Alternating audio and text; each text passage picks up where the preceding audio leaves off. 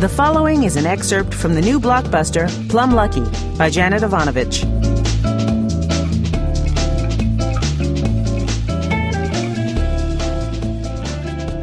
Chapter 1. My mother and grandmother raised me to be a good girl, and I have no problem with the girl part. I like men, malls, and carbs, not necessarily in that order. The good part has been spotty. I don't steal cars or sniff glue, but I've had a lot of impure thoughts, and I've acted on a bunch of them. Not limited to, but including snooping through a guy's closet in search of his underwear.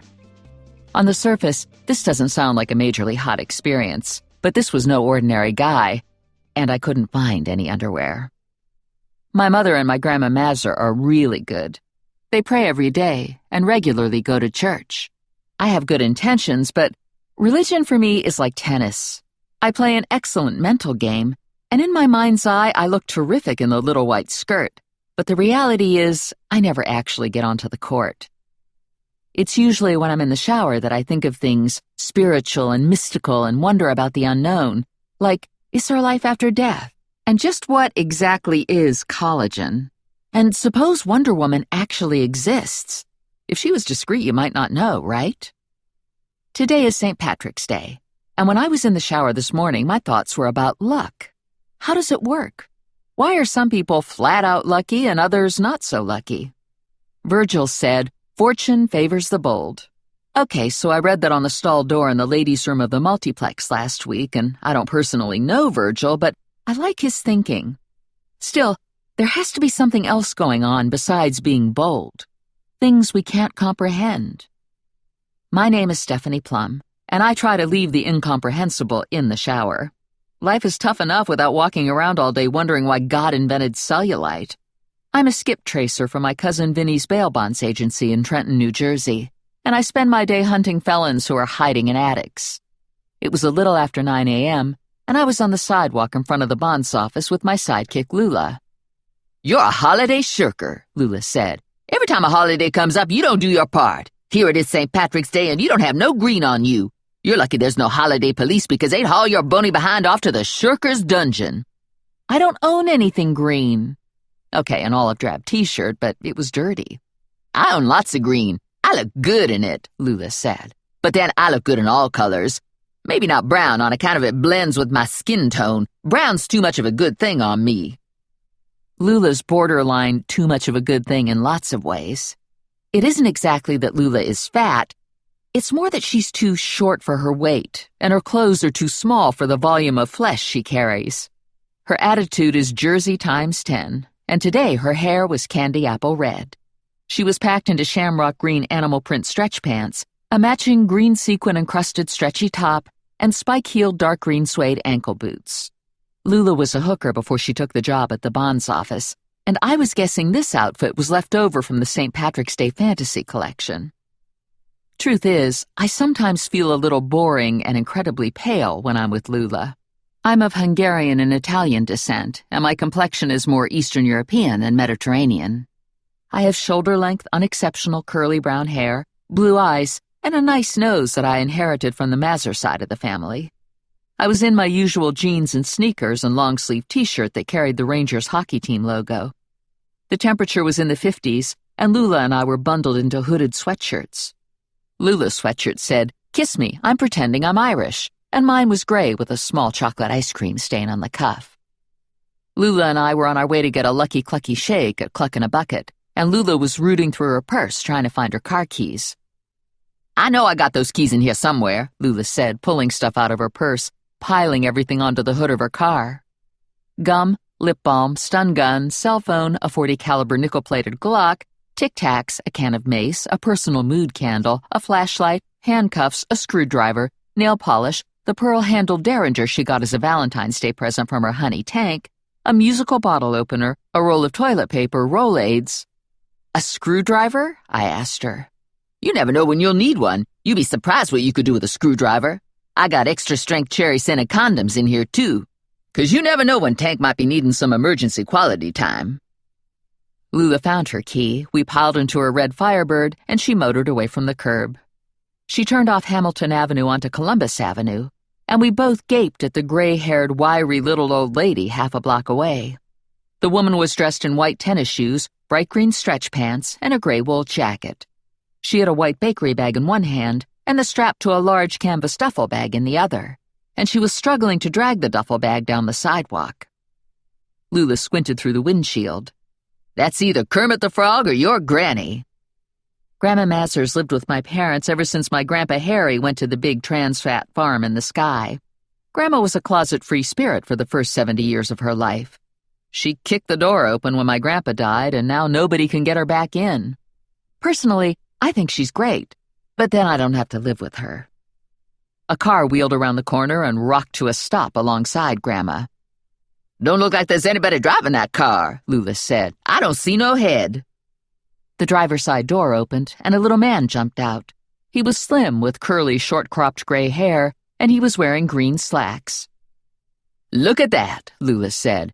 "Granny's wearing green and the little tiny man's wearing green. Everybody's wearing green except you. Don't you feel like a party pooper?" The little man was talking to Grandma, and Grandma wasn't looking happy with him. Grandma started inching away, and the little man snatched the strap of the duffel bag and yanked it out of Grandma's hand.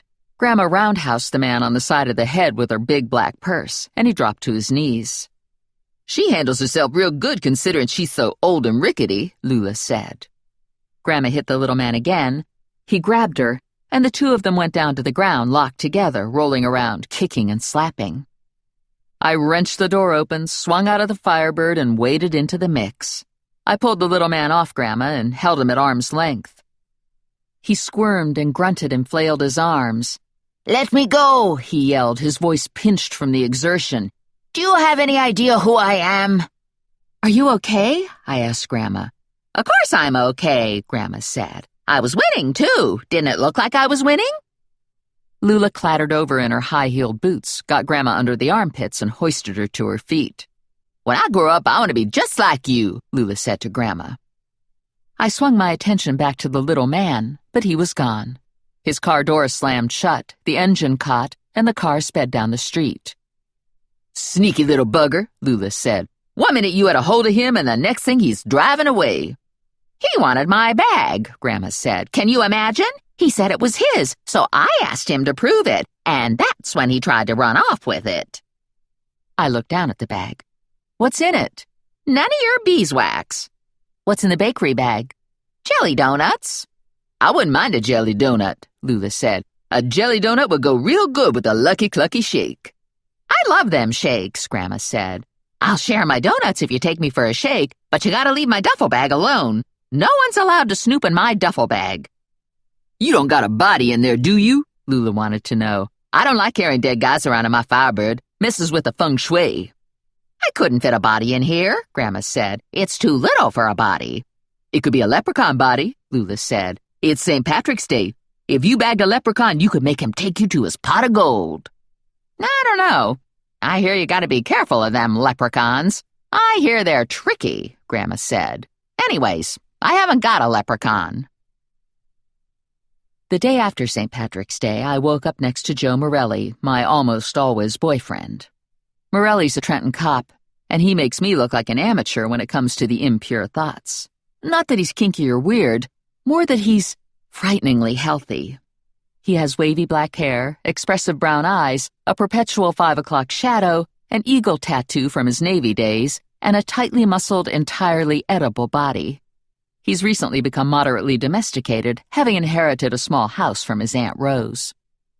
Commitment issues and a strong sense of self-preservation keep us from permanently cohabitating. Genuine affection and the impure thoughts bring Morelli to my bed when our schedules allow intersection. I knew from the amount of sunlight streaming into my bedroom that Morelli had overslept. I turned to look at the clock, and Morelli came awake. "I'm late," he said. "Gee, that's too bad," I told him. "I had big plans for this morning." "Such as?" "I was going to do things to you that don't even have names. Really hot things." Morelli smiled at me. "I might be able to find a few minutes." "You would need more than a few minutes for what I have in mind. It could go on for hours." Morelli blew out a sigh and rolled out of bed. "I don't have hours, and I've been with you long enough to know when you're yanking my chain." You doubt my intentions?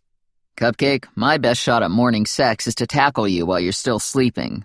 Once you're awake, all you can think about is coffee. Not true.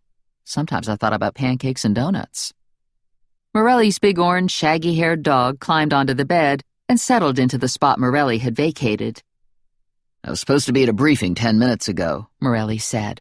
If you take Bob out to do his thing, I can jump in the shower, meet you in the parking lot, and only miss the first half of the meeting. 5 minutes later, I handed Bob over to Morelli and watched his SUV chug away. I returned to the building, took the elevator back to my second-floor apartment, let myself in, and scuffed into the kitchen.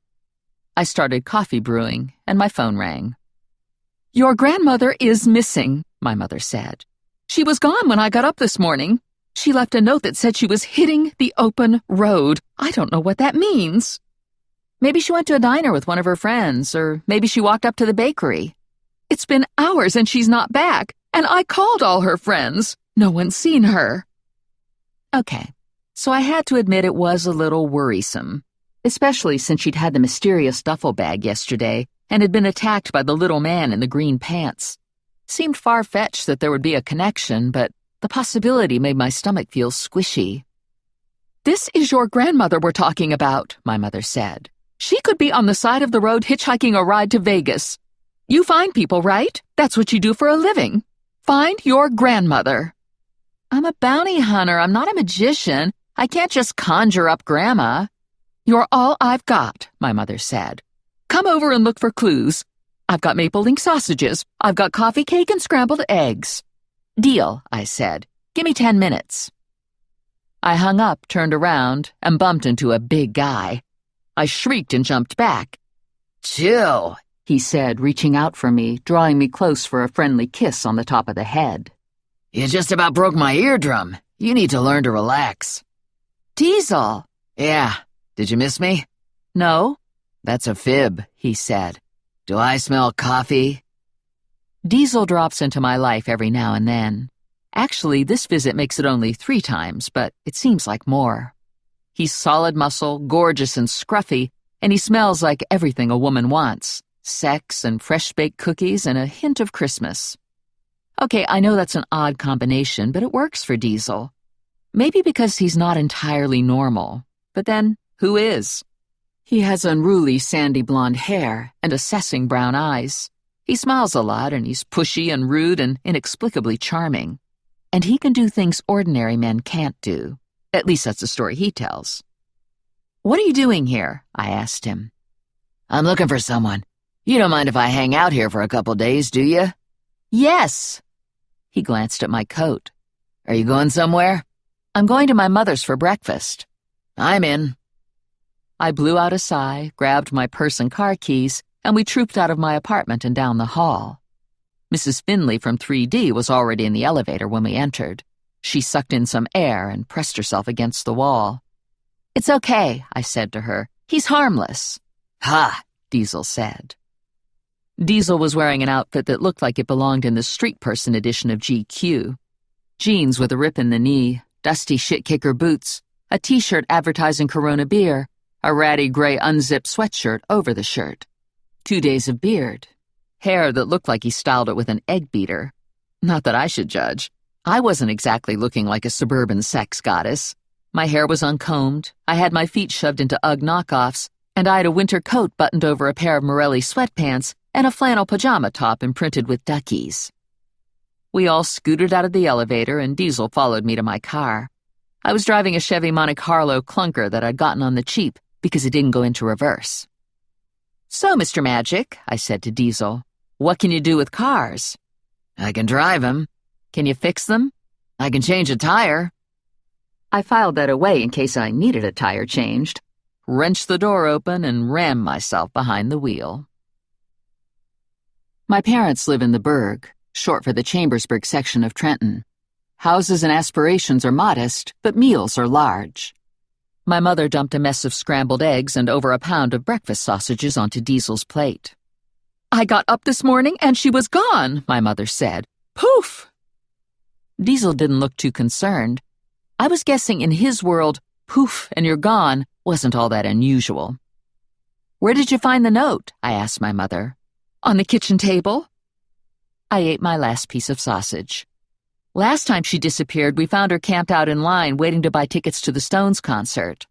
I have your father driving around looking, but so far he hasn't seen her. My father was retired from the post office and now drove a cab part-time. Mostly he drove the cab to his lodge to play cards with his friends, but sometimes he picked up early morning fares to the train station. I drained my coffee cup, pushed back from the table, and went upstairs and looked around Grandma's room. From what I could tell, she'd taken her purse, her gray jacket, her teeth, and the clothes on her back. There was no sign of struggle, no bloodstains, no duffel bag.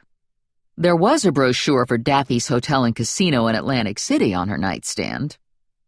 I traipsed back downstairs to the kitchen. "Where's the big bag?" "What big bag?" my mother wanted to know. "Grandma had a big bag with her yesterday. It's not in her room." "I don't know anything about a bag," my mother said. "Did Grandma just get her Social Security check?" "A couple days ago." So maybe she bought herself some new clothes, stuffed them into the duffel bag, and got herself on an early bus to Daffy's. Diesel finished his breakfast and stood. "Need help?" "Are you any good at finding lost grandmothers?" "Nope, not my area of expertise." "What is your area of expertise?" I asked him. Diesel grinned at me. "Besides that," I said. "Maybe she just took off for a nooner with a butcher." My mother gasped, horrified that Diesel would say such a thing, and doubly horrified because she knew it was a possibility. "She wouldn't leave in the middle of the night for a nooner." "If it's any consolation, I don't feel a disturbance in the force," Diesel said. "She wasn't in harm's way when she left the house. Or maybe I'm just feeling mellow after all those sausages and eggs." Diesel and I have similar jobs. We look for people who have done bad things. Diesel tracks down people with special talents. He refers to them as unmentionables. I track down people who pretty much have no talent at all. I call them fugitives. Whatever name you use for the hunter has a job that relies heavily on instinct, and after a while, you become tuned in to the Force. Okay, so that's kind of Obi-Wan Kenobi, but sometimes you walk into a building and get the creeps and know something ugly is waiting around the corner. My creepometer is good, but Diesel's is better. I suspect Diesel's sensory perception is in the zone ordinarily reserved for werewolves. Good thing he isn't excessively hairy, or I'd have to wonder. "I'm going back to my apartment to shower and change, and then I'm going to the office," I told Diesel. "Can I drop you somewhere?" "Yeah. My sources tell me the guy I'm looking for was on Mulberry Street yesterday. I want to look around, maybe talk to a couple people." "Is this guy dangerous?" "Not especially, but the idiots following him are." "I found a brochure for Daffy's in Grandma's room," I told my mother. "She probably took a senior's bus to Atlantic City and will be back tonight." "Oh my God," my mother said, making the sign of the cross. "Your grandmother alone in Atlantic City? Anything could happen. You have to go get her." Ordinarily, I'd think this was a dumb idea, but it was a nice day and I hadn't been to Atlantic City in ages. It sounded like a perfectly good excuse to take a day off. I had 5 open cases, but nothing that couldn't wait. And I wouldn't mind putting distance between Diesel and me. Diesel was a complication I didn't need in my life. An hour later, I was dressed in jeans, a long-sleeve V-neck sweater, and a sweatshirt. I drove to the bail bonds office, parked at the curb, and walked into the office. "What's up?" Lula wanted to know. "We gonna go out and catch bad guys today? I'm ready to kick ass. I got ass-kicking boots on today. I'm wearing a thong 2 sizes too small, and I'm feeling mean as hell." Connie Rizzoli grimaced. Connie is the office manager, and she's pure burg Italian-American. Her Uncle Lou was wheelman for Two Toes Garibaldi, and it's rumored her Uncle Nunzo helped turn Jimmy Hoffa into a dump truck bumper. Connie's a couple years older than me, a couple inches shorter, and a lot more voluptuous. If Connie's last name was a fruit, it would be cantaloupe. "Too much information," Connie said to Lula. "I don't ever want to know about your thong." Connie took a file off her desk and handed it to me. "Just came in, Kenny Brown, wanted for Grand Theft Auto, 20 years old." That meant unless he weighed 300 pounds, he could run faster than me and was going to be a pain in the ass to catch. I stuffed the Brown file into my shoulder bag. Grandma Mazur's hit the road. I think she might be at Daffy's, and I told my mother I'd check on her. Anyone want to tag along? "I wouldn't mind going to Atlantic City," Lula said. "Me too," Connie said. "I can forward, the office calls to my cell phone." Lula had her bag on her shoulder and her keys in her hand. "I'm driving. I'm not riding to Atlantic City in a car with no reverse." "I almost never need reverse," I told her. Connie locked the office, and we all piled into Lula's Firebird. "What's Granny doing in Atlantic City?" Lula asked. I buckled myself in. "I'm not certain she is in Atlantic City. It's just my best guess. But if she is there, I imagine she's playing the slots." "I'm telling you, she had a leprechaun in that duffel bag yesterday," Lula said. "And she took him to Atlantic City. It's just the place to take a lucky leprechaun." "You don't really believe in leprechauns, do you?" Connie asked Lula. "Who, me? Hell no," Lula said. "I don't know why I said that. It just come out of my mouth. Everybody knows leprechauns aren't real, right?" Lula turned onto Broad. "Still, there's a lot of talk about them, and that talk has to come from somewhere. Remember that Christmas when Trenton was overrun with elves? If there's elves, there might be leprechauns." "They weren't elves," I told her. "They were vertically challenged people wearing pointy rubber ears, and they were trucked in from Newark as a marketing strategy for a toy factory." "I knew that," Lula said. "But some people thought they were elves." It takes about an hour and a half to get from Trenton to Atlantic City. 40 minutes if Lula's behind the wheel. It's flat-out highway driving until you get to Pleasantville. After that, it's not all that pleasant, since the Jersey pour back up to the Jersey Shore in Atlantic City. We drove past several blocks of hookers and pushers and empty-eyed street kids, and then suddenly the landscape brightened, and we were at Daffy's. Lula parked in the garage, and we fixed our makeup, sprayed our hair, and hoofed it through the maze that leads to the casino floor.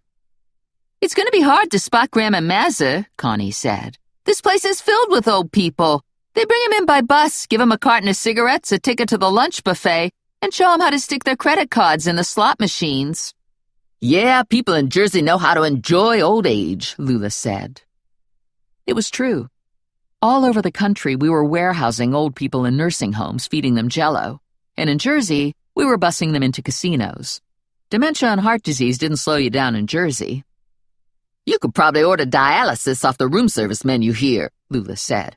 "I tell you, I'm glad I'm going to spend my golden years in Jersey." "We'll all go in a different direction and look for Grandma," I said. "We'll keep in touch by cell phone." I was halfway through a tour of the blackjack tables, and my phone rang. "I found her," Connie said. "She's at the slots playing poker. Go to the big dog in the middle of the room and turn left." Daffy's was one of the larger, newer casinos on the boardwalk.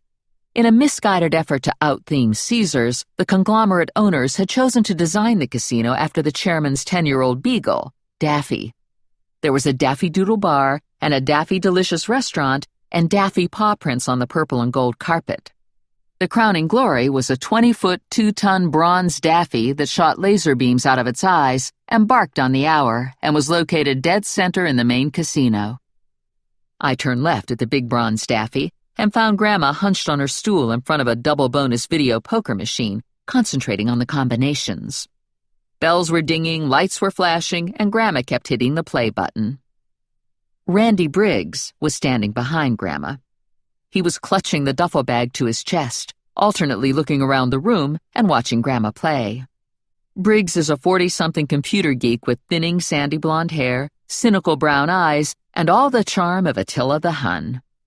Holding the bag was awkward for Briggs because Briggs is only 3 feet tall and his arms barely wrapped around the bag. I've known him for a couple years now and wouldn't go so far as to say we're friends. I suppose we have a professional relationship, more or less. "Hey," I said to him, "what's up?" "The usual," Briggs said. "What's up with you?" "Just hanging out." I looked at the duffel bag. "What's in the bag?" "Money." Briggs cut his eyes to Connie and Lula. "I've been hired to guard it, so don't anybody get ideas." "I got ideas," Lula said. "They have to do with sitting on you until you're nothing but a grease spot on the carpet." Grandma stopped punching the play button and looked around at us. "I'm on a hot streak. Don't get too close or you'll put the whammy on me." "How much have you won?" I asked her. $12. "And how much have you poured into the machine?" "Dunno," Grandma said. "I'm not keeping track." "I smell buffet," Lula said. "There's a buffet around here somewhere. What time is it? Is it time for the lunch buffet?" All around us, seniors were checking out of their machines and getting on their rascals and powering up their motorized wheelchairs. "Look at this," Lula said. These old people are all going to beat us to the buffet, and we're going to have to take leftovers." "I hate buffets," Briggs said. "I can never reach the good stuff." "I can reach everything," Lula said. "Every man for himself. Watch out, coming through, excuse me." "I guess it wouldn't hurt to get something to eat," Grandma said. "I've been playing this machine for 4 hours and my keister is asleep. We gotta get a move on, though, so we don't get behind the Phoebes with walkers and them portable oxygen tanks. They take forever to get through the line."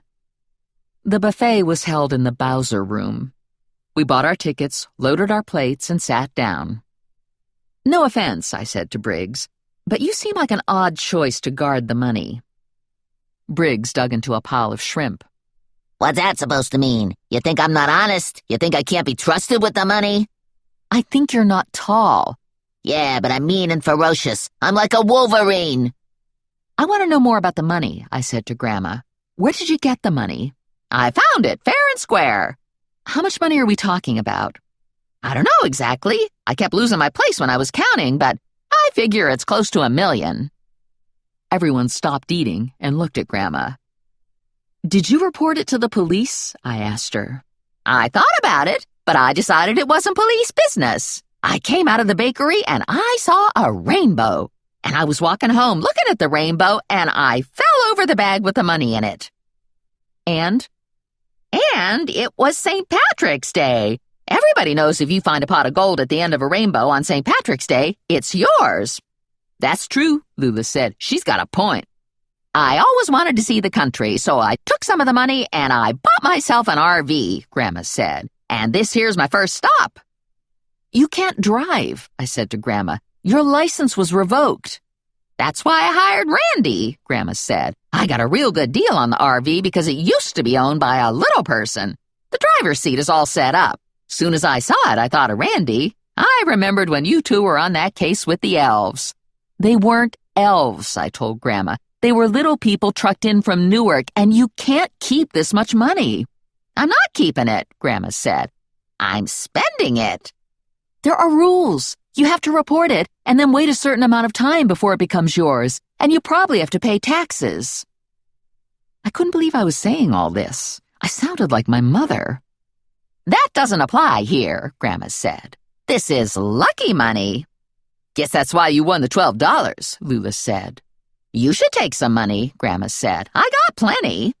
She looked over at Briggs. "Give everyone one of them bundles." "I don't think that's a good idea," I said to Grandma. "Suppose someone puts in a claim and you have to give the money back." "That's the beauty of it," Grandma said. "This here's not ordinary money. It's lucky money. You use it to win more money, so there'll always be money if we need it." "You've been gambling for 4 hours and you've only won $12. "It took me a while to get my rhythm, but I'm hot now," Grandma said. "Are you sure the money doesn't belong to the little man in the green pants?" "I asked him how much was in the bag and he didn't know. He's a common thief. He must have seen me find it and now he wants to steal it." "He followed us out of the burg this morning," Briggs said. "At least I think it was him. It was some little guy in a white Toyota." I looked around. "Is he here?" "I haven't seen him," Briggs said. "I lost him when I got into traffic after I turned off the parkway." "I'm gonna go get some dessert," Grandma said. "And then I'm hitting the slots again." "I'm skipping dessert and taking my money to the craps table," Lula said. "Me too," Connie said. "Only I'm playing blackjack." Briggs handed the money out and sat tight, using the duffel bag like a booster chair. We hope you enjoyed this excerpt from Plum Lucky, available January 8th at bookstores everywhere and as a digital download. Order your copy today.